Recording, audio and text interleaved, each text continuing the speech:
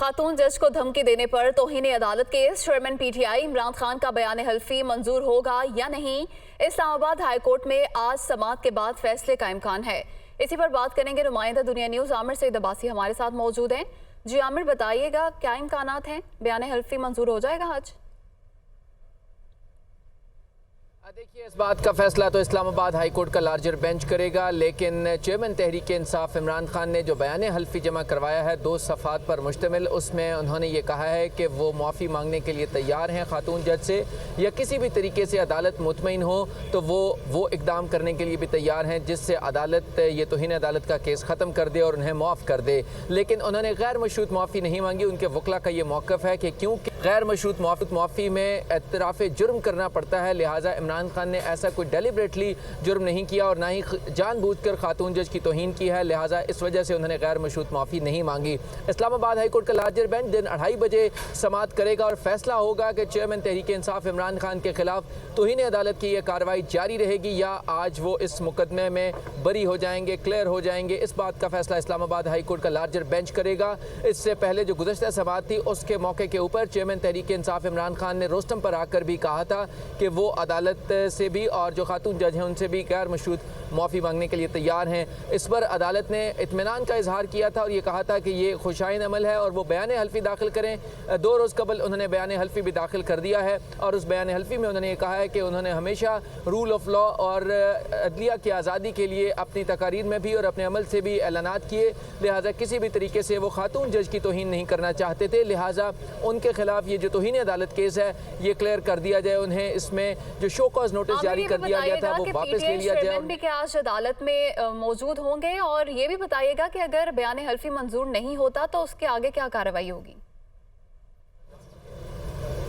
देखिए, चेयरमैन तहरीक इंसाफ इमरान खान ज़ाती हैसियत में पेश होंगे अदालत में और अदालत अगर उनके बयान हल्फी से मुतमईन नहीं होती तो फिर फ़र्द जुर्म आयद कर दी जाएगी तौहीन अदालत की, जिस पर अदालत पहले ही अपना हुक्म जारी कर चुकी है कि अगर वो गैर मशरूत माफ़ी नहीं मांगते या अपने रवैये से और अपने नीयत से ये ज़ाहिर नहीं करते कि वो अपने किए पर शर्मिंदा हैं तो अदालत उनके खिलाफ तौहीन अदालत की कार्रवाई करेगी और उसका मकसद यही है कि सबसे पहले उसमें फ़र्द जुर्म आयद कर दी जाएगी। तो कभी इम्कान है कि आज उनके बयान हल्फी पर फैसला होगा कि बयान हल्फी मंजूर होता है या नहीं होता, और अगर बयान हल्फी मंजूर नहीं होता तो फिर फर्द जुर्म आयद की जा सकती है। दूसरी सूरत यह है कि उनकी जो ये बयान हल्फी है इसको मंजूर कर लिया जाए और उनके खिलाफ जो तौहीन अदालत की कार्रवाई है उसको ख़त्म कर दिया जाए तो उनकी बरियत का भी इम्कान है। लिहाजा इस्लामाबाद हाई कोर्ट में आज इस अहम मुकदमे की समाअत होगी और इस्लामाबाद हाई कोर्ट का लार्जर बेंच फैसला करेगा कि चेयरमैन तहरीक इंसाफ इमरान खान के खिलाफ तौहीन अदालत की यह कार्रवाई जारी रखी जाएगी या ख़त्म कर दी जाएगी। इस बात का फैसला आज इस्लामाबाद हाई कोर्ट में समाअत होगी। बहुत शुक्रिया आमिर, आपने तफसीलन अपडेट किया। लाहौर हाई कोर्ट में मुस्लिम लीग नून की नायब सदर मरियम नवाज के पासपोर्ट वापस लेने की दरख्वास्त पर समाअत आज होने जा रही है। चीफ जस्टिस की सरबराही पर मुश्तमिल 3 रुकनी बेंच दरख्वास्त पर समाअत करेगा। मरियम नवाज ने हाई कोर्ट से पासपोर्ट वापस लेने के लिए रुजू कर रखा है। इसी से मुतल्लिक मज़ीद तफसीलात जानेंगे। नुमाइंदा दुनिया न्यूज़ मोहम्मद अशफाक हमारे साथ मौजूद हैं। अशफाक, बताइएगा कितने बजे होगी ये समाअत?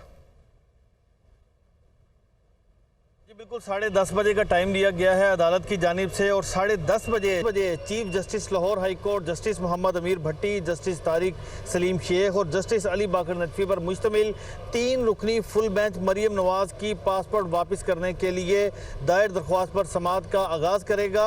आज की अहम बात यह है कि गुज़श्ता समाअत पर मरियम नवाज के वकील अमजद परवेज़ अदालत में मौजूद नहीं थे और दूसरी अदालत में मौजूद थे, जिस पर चीफ जस्टिस ने भरमी का इजहार किया था और ये कहा था कि अमजद परवेज़ साहब को इस कोर्ट में होना चाहिए था लेकिन वो मौजूद नहीं है और उसी बुनियाद पर अदालत ने समाअत बगैर कार्रवाई के मुलतवी कर दी थी।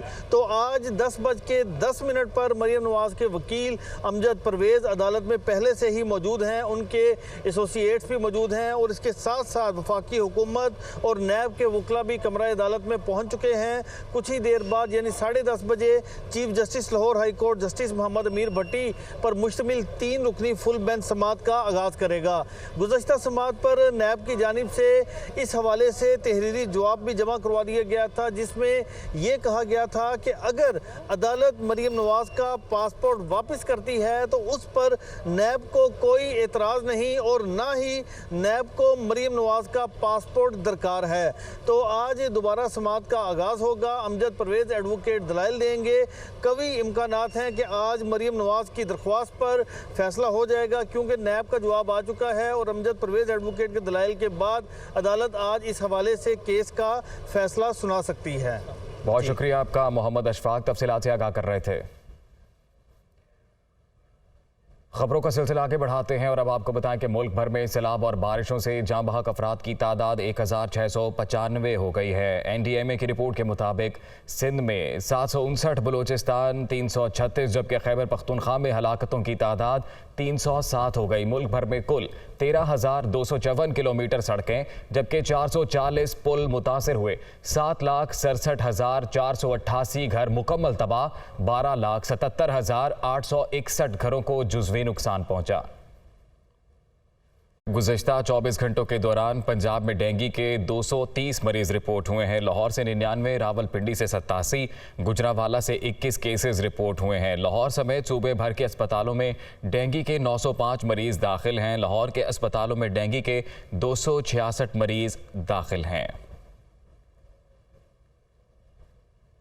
गुज़िश्ता 24 घंटों के दौरान पंजाब में डेंगू के 230 मरीज रिपोर्ट किए गए। लाहौर से 99, रावलपिंडी से 87, गुजरावाला से 21 केसेस रिपोर्ट हुए हैं। लाहौर समेत सूबे भर के अस्पतालों में डेंगू के 905 मरीज दाखिल हैं। लाहौर के अस्पतालों में डेंगू के 266 मरीज दाखिल हुए हैं।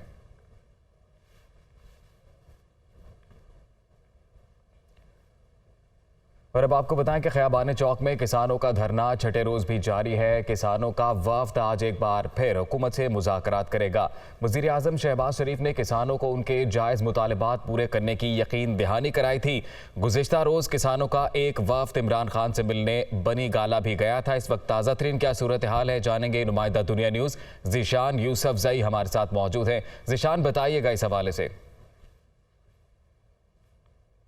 बिल्कुल, किसानों का जो धरना है वो छठे रोज़ में दाखिल हुआ है। ये ब्लू एरिया के ख़याबान चौक में मौजूद है। आज इनके फ़ाइनल मुज़ाकरात होंगे और इम्कान ये भी ज़ाहिर किया गया है कि वज़ीर आज़म से इनकी मुलाकात भी हो सकती है। गुज़िश्ता रोज़ वज़ीर आज़म ने इनको यकीन दहानी करवाई थी, जिस पर इन लोगों ने कहा था कि जब तक नोटिफिकेशन नहीं होगा हम यहाँ से नहीं जाएंगे। हुकूमती जो अरकान है वज़ीर दाखिला समेत उनसे भी इनकी मुलाकातें हो चुकी थी, लेकिन वो उनका भी कोई खातिर ख़्वाह नतीजा नहीं निकला था। ये लोग बनीगाला भी गए थे ताकि इमरान खान से मिल सके और पंजाब के किसानों को जो मसाइल हैं उनसे इमरान खान को आगाह कर सके, क्योंकि इमरान खान की हुकूमत पंजाब में है। लेकिन इनकी मुलाकात मुमकिन नहीं हो सकी थी। आज इनके जो है फाइनल मुज़ाकरात होंगे।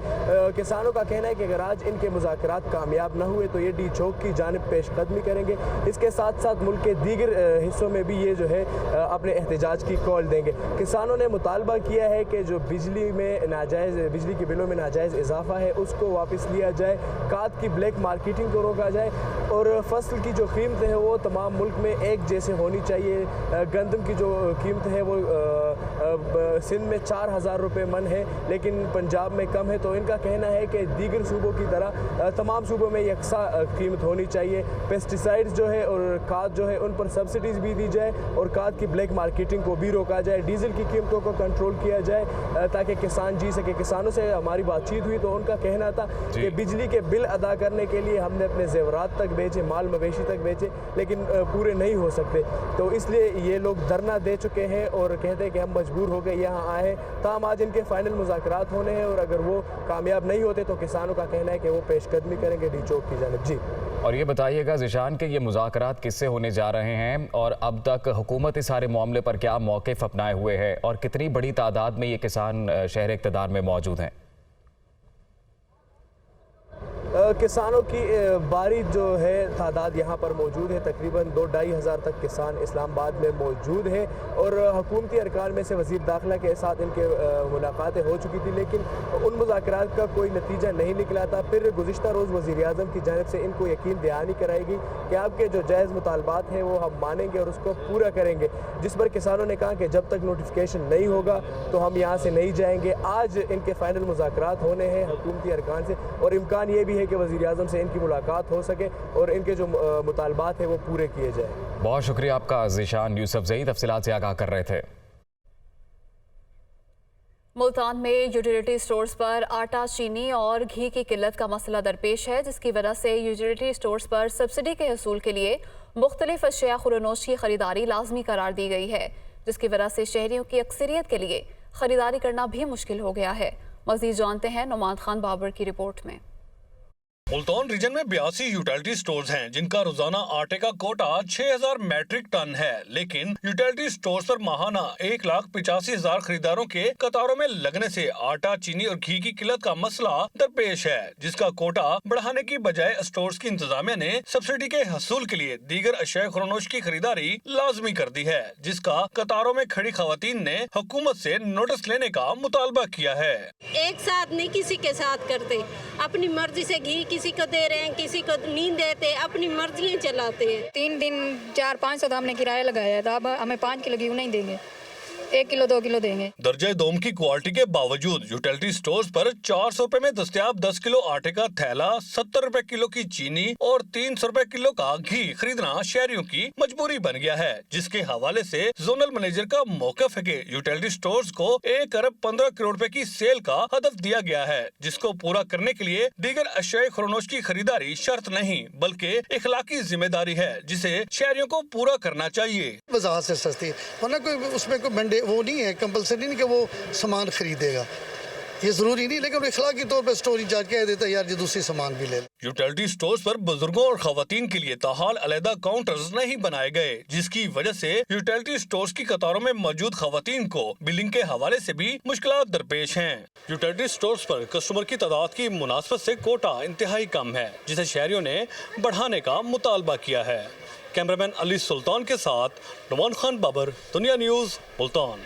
खबर यह है कि बलोच तलबा को हरासा करने के खिलाफ इस्लामाबाद हाई कोर्ट में केस। नवाब अख्तर मेंगल बलोच तलबा की हरासगी रोकने से मुतल्लिक बनाए गए कमीशन के सरबराह मुकर्रर। चेयरमैन सेनेट सादिक संजरानी ने कमीशन की सरबराही से माजरत कर ली थी। हुकूमत 3 रोज़ में अख्तर मेंगल को कमीशन का कन्वीनियर मुकर्रर करने का नोटिफिकेशन जारी करे। अदालत की जानिब से ये रिमार्क्स सामने आए हैं। बलोच तलबा को हरासा करने के खिलाफ इस्लामाबाद हाई कोर्ट में केस पर समाअत हुई। नवाब अख्तर मेंगल बलोच तलबा की हरासगी रोकने से मुतल्लिक बनाए गए कमीशन के सरबराह मुकर्रर किए गए हैं। इसी समाअत की मज़ीद तफसीलात जानेंगे आमिर सईद अब्बासी से। आमिर, बताइएगा। देखिए, बलोच तलबा को हरासा करने के खिलाफ इस्लामाबाद हाई कोर्ट के चीफ जस्टिस अतर मिनल्लाह की सरबराही में बेंच ने समाअत की और ये बताया गया अदालत को कि अब चेयरमैन सेनेट सादिक संजरानी ने जब कमीशन की सरबराही से माजरत की थी, तो अब नवाब अख्तर मेंगल बलोच तलबा की हरासगी रोकने से मुतल्लिक बनाए गए कमीशन के सरबराह मुकर्रर कर दिए गए हैं। और इस हवाले से अदालत ने ये कहा है कि हुकूमत 3 रोज में अख्तर मेंगल को कमीशन का कन्वीनियर मुकर्रर करने का नोटिफिकेशन जारी करे और बलोच तलबा की हरासगी रोकने से मुतालिक जो कमीशन है उसका सेक्रेटेरिएट सेनेट में कायम किया जाए। Chief justice Islamabad high court justice Athar Minallah ने कहा कि 1 माह में बलोच तलबा की हरासगी रोकने से मुतालिक कमीशन अपनी रिपोर्ट पेश करे और बलोच तलबा की जानिब से ईमान मजारी अदालत में पेश हुई। और इसके अलावा जो एडिशनल अटॉर्नी जनरल थे उन्होंने बताया कि कामरान मुर्तजा जो सीनियर एडवोकेट हैं वो दस्तयाब हैं कमीशन के लिए। इस मौके पर चीफ जस्टिस ने कहा कि ये बहुत अहम मामला है और बलोच तलबा तालीम की गर्ज से इदारे में पढ़ रहे हैं और मुख्तलिफ इदारों में आते हैं, जो उनकी हरासमेंट की जाती है ये किसी भी सूरत अदालत में काबिल कबूल नहीं है। अदालत ने कहा कि बलोच तलबा क्यों गैर महफूज हैं, अदालत इस पर एक अलग से ऑर्डर भी जारी करेगी। और अदालत ने यह भी कहा कि अख्तर मेंगल को क्यों न कमीशन में शामिल किया जाए। ये अदालत की तरफ से तजवीज़ दी गई, जिसके बाद अदालत ने बाकायदा हुक्म जारी कर दिया है कि नवाब अख्तर मैंगल जो है उनकी सरबराही में कमीशन तश्कील दिया जाए जो सेनेट में ही काम करेगा, और इसमें कामरान मुर्तज़ा को भी शामिल किया जाए और दीगर भी तमाम जो अहम लोग हैं, ताकि कमीशन 1 माह के अंदर इस बलोच तलबा को हरासगी से रोकने से मुतालिक अपनी सिफारिशात पेश करे और उसके बाद अदालत जो है वो हुक्म जारी करेगी। ताहम अदालत ने कहा कि ये तमाम तर जो हरासमेंट है ये क्यों होती है, इसके ऊपर अदालत सेपरेट हुक्म भी जारी करेगी। लिहाजा इस्लामाबाद हाई कोर्ट ने अब इस केस की समाअत जो है वो मुलतवी कर दी है 7 नवंबर तक, और 1 माह में रिपोर्ट तलब कर ली है कमीशन से, और नवाब अख्तर मैंगल की सरबराही में ये कमीशन तश्कील दिया गया है। जी बहुत शुक्रिया आपका आमिर सिद्ध अब्बासी। अवामी मुस्लिम लीग के सरबराह शेख रशीद का कहना है कि इसहाक डार और मरियम नवाज की डील की कौम को समझ है और नवंबर में बाकी सबको भी समझ आ जाएगी। ट्वीट में शेख रशीद ने मजीद कहा कि 74 वज़रा की फौज में 22 बेमहकमा हैं, वो वीडियो ऑडियो लीक्स खेल रहे हैं। शेख रशीद ने कहा है कि डील के तहत हुदैबिया पेपर की तरह एवनफील्ड केस भी खत्म हो जाएगा। अवाम का मसला बिजली, गैस, आटा, महंगाई है, साइफर नहीं। 12 रबीउल अव्वल के बाद पॉलिटिक्स ऑफ लीक्स खत्म होगी, जबकि सियासत गर्म होगी।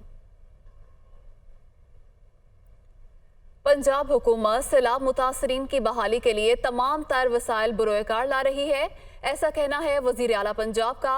वजीर आला फ्लड रिलीफ फंड में जमा होने वाली रकम से सैलाब मुतासरीन की बहाली का काम जारी है। अफसोस की बात है कि वफाकी हुकूमत ने पंजाब के सैलाब मुतासरीन की कोई मदद नहीं की। वफाक ने सैलाब मुतासरीन की बहाली के लिए 1 पाई तक नहीं दी, ऐसा कहना है वजीर आला पंजाब चौधरी परवेज इलाही का।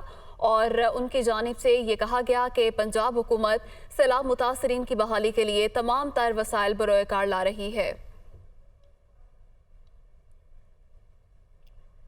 आलमी मंडी में खाम तेल की कीमतों में एक बार फिर इजाफा हो गया।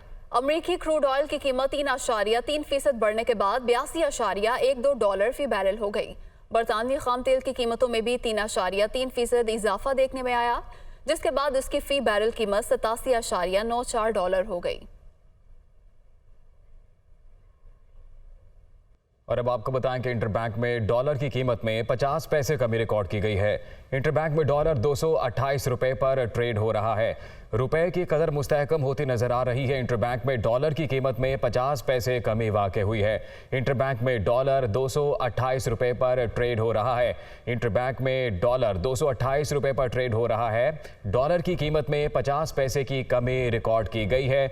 डॉलर के मुकाबले में रुपया मुस्तहकम होता नजर आ रहा है। और आपको बताएं कि इंटरबैंक में डॉलर की कीमत में 50 पैसे कमी रिकॉर्ड की गई, जिसके बाद इंटरबैंक में डॉलर 228 रुपए पर ट्रेड हो रहा है।